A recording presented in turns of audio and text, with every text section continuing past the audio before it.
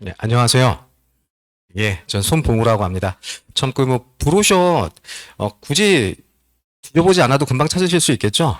예, 예. 저 파란색 브로셔고요. 예, 그리고 제 얼굴 좀 보일 겁니다. 어, 저는 우선 2007년부터 논술 강의를 한림에서 시작을 했고요. 그리고 이제 주로 학교와 그다음에 강남대성에서 강의를 오래 했었고요. 지금은 대치 논중과 초론에 출강을 하고 있습니다. 오늘 제가 설명회가 이제 12월 6일 날 한 번 있었고 오늘 지금 다시 하는 건데 12월 6일 날은 제가 설명회 방식을 주로 제 홍보 쪽으로 좀 많이 했거든요. 제가 어떤 강의를 했고 그리고 어떻게 수업을 하고 이런 얘기들을 좀 많이 드려서 제 홍보 위주로 조금 말씀을 드렸는데 오늘은 제가 물론 합격자 소개를 하겠습니다만 제 홍보보다는 조금 정보 전달을 중심으로 15분간 말씀을 조금 나눠볼게요. 아까 말씀드렸듯이 오늘 설명의 주제는 이제 크게 한 가지인데요. 이걸 좀 제가 세부적으로 좀 나눠서 보겠습니다. 그래서 어떤 학생들이 이제 논술로 합격하는가, 이걸 제가 한 좀 섹션 4개로 나눠서 뭐 내신과 논술의 상관성, 그 다음에 수능과 논술의 상관성, 그 다음에 대학에서 보는 논술 합격 답안, 어떤 학생들을 뽑는지, 그 다음에 네 번째는 뭐냐면 합격한 친구들이 갖고 있는 일종의 공통점, 이렇게 4개로 조금 나눠서 설명을 좀 진행해 볼게요.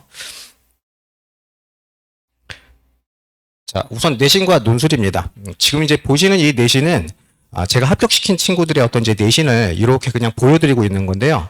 뭐 올해도 그렇지만 작년에도 그랬고 재작년에도 그렇고 그 전에도 그렇고 이 내신의 합격자의 어떤 내신 범위가 이 안에서 벗어나진 않아요. 거의 대부분 요 정도 나온다고 보시면 됩니다.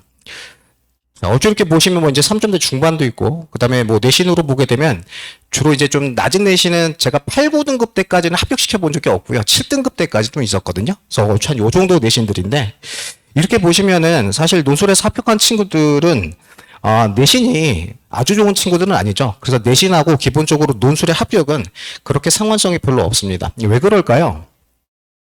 어떻게 보면 매우 당연한 이야기겠지만, 학교에서 내신 1, 2등급 정도의 친구들은 대부분 뭐 교과나 학생부 종합 전형 중심으로 많이 가고 논술을 쓴다 하더라도 몇 장 안 쓰기 때문에 대부분 논술은 3등급 이하 내신을 갖고 있는 그런 친구들만의 리그여서 사실은 합격자들 내신이 높지는 않습니다. 그래서 내신하고 논술의 합격은 상관성이 없다. 다만 뭐가 조금 높을 수 있어요?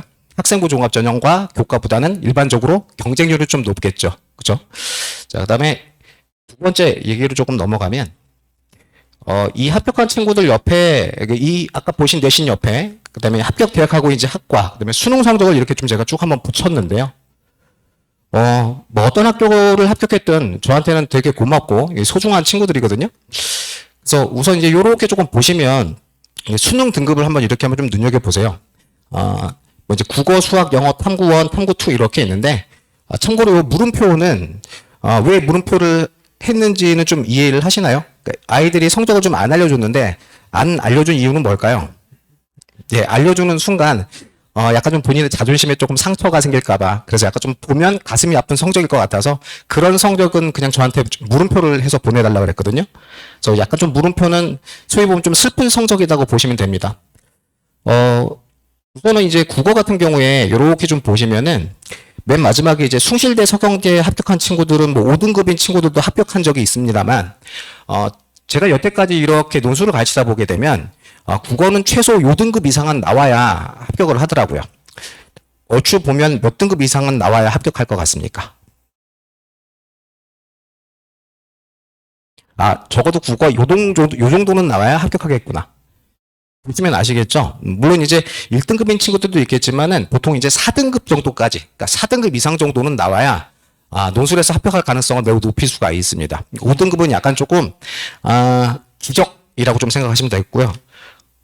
표본이 그렇게 많지는 않습니다. 5등급은요. 그 이유는 뭐냐면 기본적으로 논술도 지문들을 독해하고 글을 쓰는 시험이기 때문에 적어도 한 4등급 정도 이상이 돼야 지문들에 대한 어떤 이해들을 할 수 있다. 이렇게 보시면 되고요.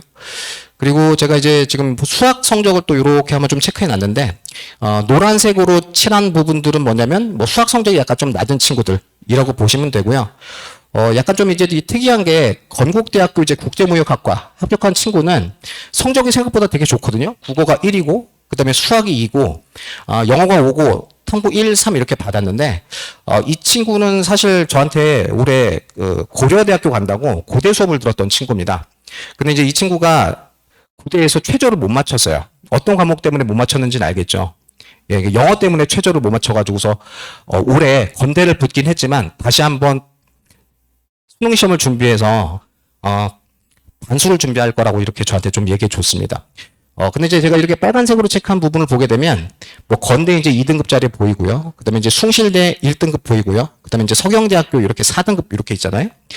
자, 근데 보게 되면, 수학 성적도 사실은 논술하고 어느 정도 좀 상관성이 있는 특정 대학이나 학과들이 조금 있습니다. 그래서 이걸 좀 제가 말씀을 드리면,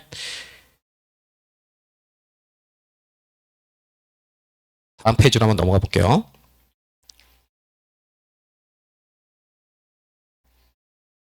자, 이 부분을 좀 참고해 주시면 되는데, 수학이 최소한 4등급 정도 이상이 나와야 지원할 수 있는 대학과 학과들이 좀 있습니다. 그래서 맨 마지막에 보시면은 왜 약수령대학이라고 아마 좀 들어보신 적 있을 거예요. 뭐 가천대, 뭐 삼육대, 상명대 이런 학교들 같은 경우에는 어떤 학과를 지원하든 수학 문제를 6문제에서 9개 정도 풀게 되거든요. 그래서 이 대학에 합격하려면 기본적으로 수학은 4등급 이상 정도 나와야 합격 가능성을 높일 수 있다. 이렇게 보시면 되고, 그다음에 경희대학교 사회나 이화여대 사회, 그다음에 숭실대 경상처럼 이런 어떤 특정 대학의 계열 같은 경우에는 제가 가르친 친구들이 한해서는 한 3등급 정도 나오더라고요. 그다음에 이제 중앙대학교 경제는 뭐 2에서 3, 그다음에 한양대 상경 인터컬리지, 그다음에 건대 상경 KU 자전은 이문 논술보다는 수리 논술이 합격 당락을 좌우하는 학교고, 그다음에 수학 문제가 매우 좀 어렵습니다. 그래서 2등급 이상 나와야 논술에서 합격한다. 요 정도 보시면 돼요. 자, 근데 제가 이렇게 지금 부모님도 얼굴 보면서 하나 느껴진 건데 지금 표정들이 그렇게 좋아 보이진 않으세요. 특히 수학 얘기를 해서 그런가요? 자, 그래서 논술 합격자들 일부는 수능 수학 성적하고도 좀 상관성이 있더라. 이렇게 제가 좀 말씀을 드릴 거고. 그리고 제가 원래는 깨알같이 자랑을 하나 하려고 했었었는데 원래 이제 합격자들을 제가 학교별로 1명 정도 넣었는데 여기 지금 보면 동국대학교를 제가 좀 2명 넣어놨죠. 동국대학교하고 그다음에 홍대, 그다음에 동대 행정학과 합격한 친구들 이렇게 2명을 넣어놨는데 행정학과가 올해 몇 명을 뽑냐면 6명을 뽑았었습니다. 근데 이제 그 6명 중에서 제가 이제 뭐 2명을 좀 합격했다고 시켰다고 좀 그냥 깨알같이 좀 자랑하려고 한번 넣어봤어요. 이 얘기를 빼먹어서 다시 뒤로 한번 돌아왔습니다. 자, 그리고 한번 이어서 가볼게요. 지금부터 이제 보실 건 뭐냐면 대학에서 어떤 학생들의 답안들을 합격시키는가. 보통 이제 대학에서의 평가 요소를 크게 4가지로 보시면 됩니다. 그래서 지금 이제 보시는 이 화면에서 어떤 식으로 조금 보면 되느냐. Z자 방향으로 보시면 됩니다. Z자 방향으로. 그래서 어떤 학생들을 대학에서 뽑는가. 자, 첫 번째는 뭐냐면, 힌트를 제가 이렇게 앞에 좀 드렸거든요. 엄마가 이렇게 말합니다. 이번 기말고사 성적표 나왔다면서, 야, 성적표 좀 갖고 와봐. 이렇게 학생한테 얘기했어요. 근데 이제 학생이 뭐라고 얘기하냐면은, 난 엄마가 해준 밥이 세상에서 제일 맛있어. 이렇게 얘기했다고 합시다. 자, 바로 뭐를 보냐면은, 핵심 논점을 정확하게 파악했는지를 봅니다. 이거 생각보다 어려워요. 특히 수능에서 성적이 좋은 친구들이 논점을 파악하지 못하는 경우가 엄청 많거든요. 논술을 시켜보면. 이게 왜 그러느냐.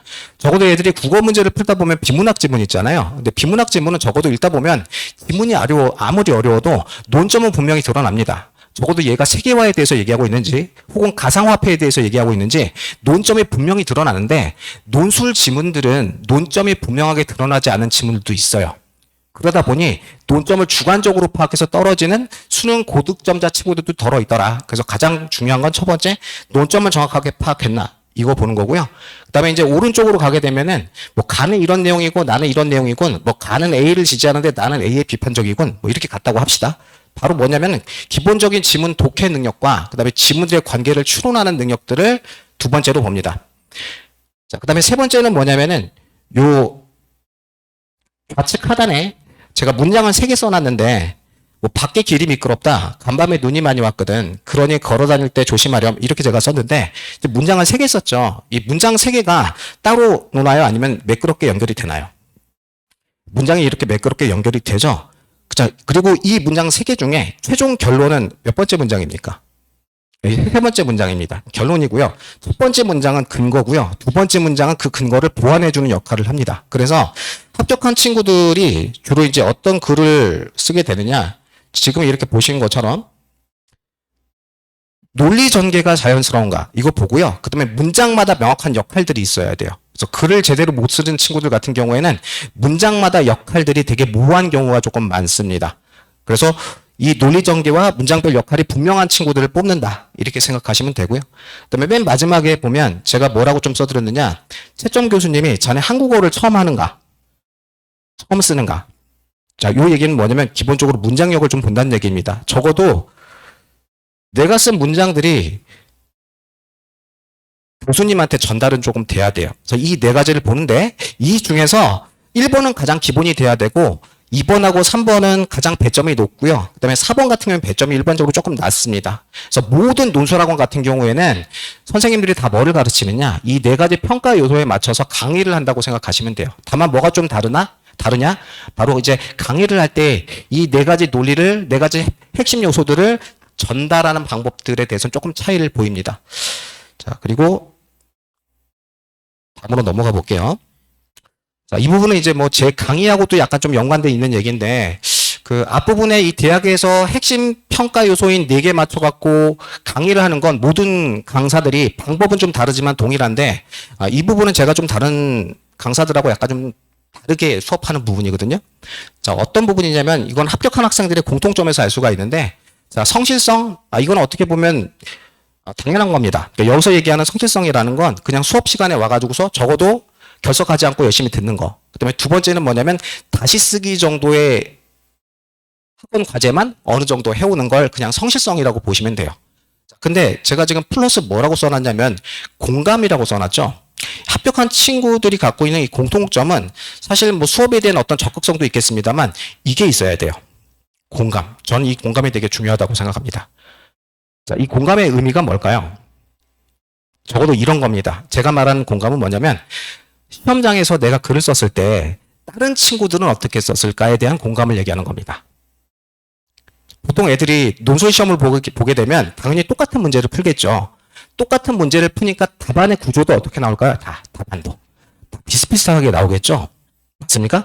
만약에 이제 논술 문제가 어렵다면 그 자체를 그냥 앞에 4가지 평가 요소에 맞춰서 최대한 열심히 쓴 친구들이 붙어요. 그런데 가끔 애들이 이럴 때가 있어요. 논술을 오래 배우다 보게 되면 논술 문제의 난이도가 조금은 평범하고 요건 조금 어렵고 요건 좀 쉽고 이런 어떤 난이도들이 글을 배우다 보면 이렇게 좀 나눠집니다. 제가 제일 두려워하는 문자가 뭐냐면요. 애들이 시험 보고 선생님 문제가 너무 쉽게 나왔어요. 사실은 쉽지 않았을 텐데 쉽게 나왔어요. 이렇게 저한테 문자를 보내는 친구들이 좀 있어요. 근데 그 문자를 딱 받는 순간 가슴이 철렁합니다. 자, 한번 보세요. 내가 쉽다고 하면 다른 친구들도 어땠을까요? 실제 시험장 가면. 문제가 쉽게 느껴졌겠죠. 근데 논술은 어쨌든 상대평가잖아요. 다른 친구들보다 어쨌든 잘 써야 붙는 거잖아요. 그렇죠? 그래서 이 문제가 쉽다고 느껴지면 저는 어떻게 하라고 말을 하느냐. 자, 기본적인 독해, 관계 추론 여기에 대해서 내가 조금 더 잘 쓸 수 있는 부분이 있다면 조금 더 한번 생각해 보라라고 얘기를 합니다. 조금 더 예민하게, 그다음에 조금 더 다르게 쓸 수 있는 지점이 있는지 없는지. 그다음에 논리 전개나 문장별 역할을 조금 더 분명하게 쓸 수 있는지. 그다음에 문장을 조금 더 완벽하게 쓸 수 있는지, 섬세하게 쓸 수 있는지 이 3가지 부분에 대해서 조금 더 한번 고민해보고 남들보다 한 문장이라도 더 잘 쓰기 위해서 노력하라라고 이 뭐를 할 수 있는 방법들을 수업 시간에 조금 알려줘요.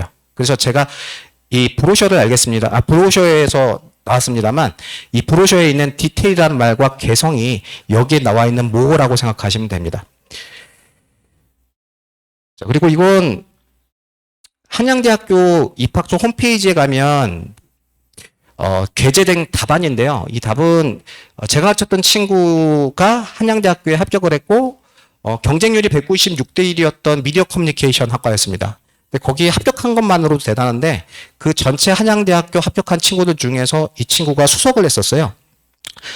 이제 이렇게 보시면 이 친구 같은 경우에도 답을 공감이 갖고 있는 긍정적인 측면을 쓴 건데 이것만 쓰다 보니까 답안이 너무 평이해지더라라는 겁니다. 그래서 이 친구가 뭐를 조금 붙였냐면은 이렇게 이제 사례들을 좀 붙여서 나름대로 변별력을 확보하기 위해 본인이 노력한 거예요. 그래서 이걸 이제 뭐라고 생각하시면 됩니다.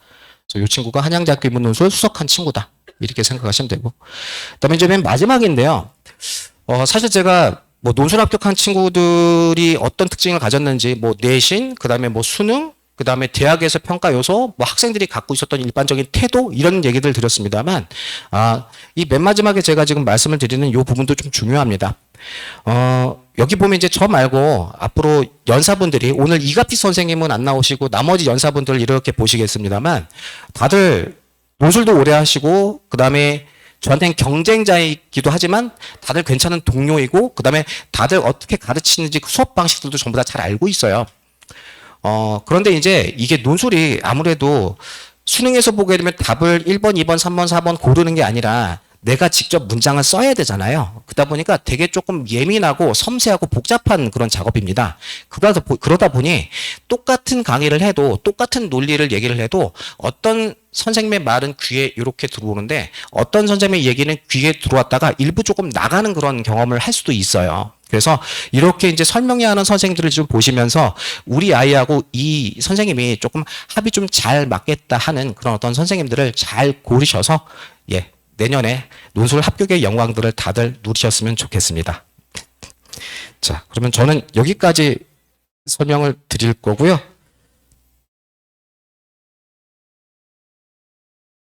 여기까지 설명을 드릴 거고요. 어쨌든 이게 추운 날씨에 여기까지 찾아오셔갖고 제 얘기에 경청해 주셔서 감사합니다.